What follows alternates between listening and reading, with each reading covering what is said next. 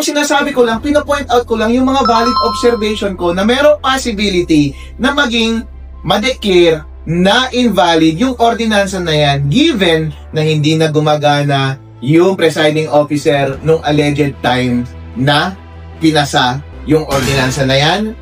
Mukhang hindi pinasa siya in March at mukhang ipinasa siya habang nakaupo na ako dahil pineke ninyo, finors ninyo yung pirma ng accountant kasi nung kapag pinasa niyo yan nung March, buhay pa siya, nasa office pa siya, sana napirmahan niya yan, hindi ba?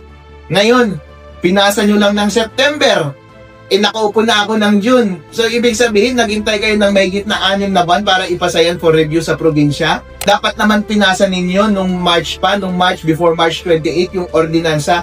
All these are pointing to the fact na wala talagang nangyaring session noong March 2025 para validly ma-declare na valid at legitimate tong ordinansa na ito. At lumalabas na binabackdate lang nila yung ordinansa para maiwasan yung deliberation under my being a presiding officer ng present sanggunian ng bayan ng Reyna Mercedes.